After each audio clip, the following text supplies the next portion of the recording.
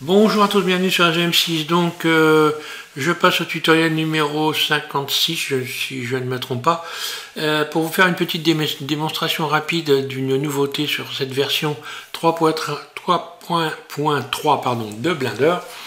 Et donc, vous avez maintenant la possibilité de rajouter, sans passer par le système des physiques, la possibilité de rajouter des poils sur donc un personnage ou sur n'importe quoi. Donc voilà ce que ça donne. Je vais vous faire cette démonstration rapide avant de passer au tutoriel numéro 57 où je vais reprendre la modélisation, donc l'utilisation des outils. Alors, pour mettre des cheveux, donc moi c'est pas très compliqué, hein. Donc vous, déjà, il vous faut évidemment installer la version 3.3 de Blender. Une fois que vous avez fait ça, vous allez chercher ce que vous voulez, hein. Donc là, peu importe, moi j'ai pris évidemment le singe, c'est ce qu'il y a dans la démo, hein. Vous pouvez avoir d'ailleurs toutes ces démos sur le site de Blender, hein, d'accord. Donc là je la fais rapidement parce que c'est vrai qu'en français ça peut être plus simple pour tout le monde. Alors je vais donc subdiviser ça, subdivision de surface, deux fois, j'ajoute donc un modificateur. Ensuite je vais aller ici, objet lissé, hein. Voilà, ombrage lissé, de manière à ne pas avoir plein de marques. Ici, je clique sur cette icône-là et je vais aller chercher normal et auto-lissé. Voilà, donc ça, c'est la première des choses. C'est ce qu'on a vu déjà des maintes et maintes fois dans les tutos précédents donc de cette série Blender de A à Z. Alors, une fois que vous avez fait ça, c'est hyper simple, hein. Vous allez donc ici dans Rajouter, hein. Dans Ajouter courbe, vous allez voir qu'il y a une nouvelle icône ici qui est donc poil vide. Vous cliquez dessus. Une fois que vous avez fait ça, vous n'avez plus qu'à passer ici dans le mode sculpture. Là. Mode sculpture, une fois que vous avez fait ça, donc ici en bas vous avez la possibilité d'avoir des réglages, de courber, hein, de régler les courbes, des cheveux et tout ça. Et là pour ajouter des cheveux, simplement, il suffit de cliquer des clics gauche, voilà comme ça. Mettez des clics gauche sur votre personnage. Donc là j'en mets plusieurs. Alors je fais cette démo rapidement, hein, parce que de toute façon je reviendrai dessus plus tard. Non, voilà. Voilà par exemple. Je pourrais faire des petits sourcils ici. Voilà. Et puis vous avez la possibilité de peigner, de les peigner, hein. Donc voilà, si j'agrandis en faisant F la zone ici, hein, plus j'agrandis la zone, plus je peux donc saisir un nombre important de poils que je peux donc ici, voilà, comme ça, bouger.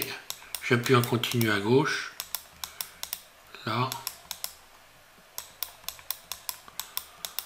Voilà, donc il y a toujours les mêmes possibilités de réglage, hein. Lorsque l'on clique ici, vous avez donc des possibilités de réglage. Là, je sais, enfin, je regarde à quoi exactement. Mais bon, voilà, tous les réglages en règle générale sont là, le nombre de poils, la force, etc., le rayon, et ainsi de suite. Et puis ici, avec ces icônes-là, il va falloir un peu pincer, hein. Donc voilà, si je pince, ça va donner, je ne sais pas trop quoi d'ailleurs, pincer, étendre certainement, qu'est-ce que c'est, crochet, serpent. Ah oui, voilà, crochet, serpent, ça donne ça. Alors qu'après, il faut aller vous amuser avec ces outils, hein. Voilà, il met les sourcils vers le bas. Ah, voilà. Donc voilà, on a un petit outil intéressant. Ça permet d'éviter de passer par les physiques, parce que c'est vrai que le système physique sur Blender, c'est un peu repoussant, hein, pour les personnes. C'est pas forcément très facile à comprendre pour utiliser ce système, mais bon, il existe et puis il n'est pas inintéressant évidemment. Ceci dit, là c'est vraiment très simple. Voilà, donc je passerai prochainement au tutoriel numéro 57. Je reprends donc l'utilisation des formes et pour ce faire, on va donc, je vais vous faire voir comment vous pouvez modéliser de plusieurs façons cette tête de robot. Je vais faire la tête, hein, je peux faire le corps, parce que là il s'agit d'utiliser des outils.